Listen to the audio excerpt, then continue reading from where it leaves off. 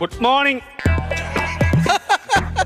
എന്താ തിരിച്ചു പറയാത്തതോ? സ്വന്തം വയറിനോട് ഗുഡ് മോർണിംഗ് പറയുന്നതിന് എനിക്ക് തിരിച്ചു പറയേണ്ട കാര്യമില്ല. വയറിനോടല്ല, കൊച്ചിനോടാ പറഞ്ഞത്. ഓ ഗുഡ് മോർണിംഗ് ഗുഡ് മോർണിംഗ്.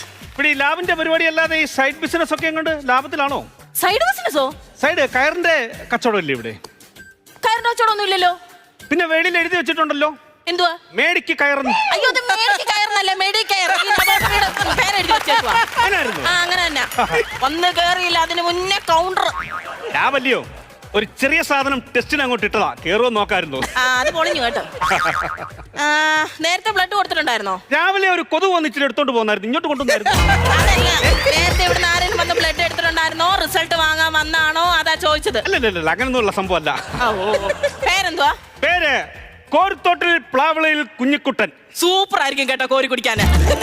പ്ലാവിലയിൽ കഞ്ഞിയും കൂട്ടാനും. പ്ലാവിളയിൽ കഞ്ഞി കോരി കുടിക്കുന്ന കാര്യമാണോ പറഞ്ഞത്? പിന്നെ കോരിത്തോട്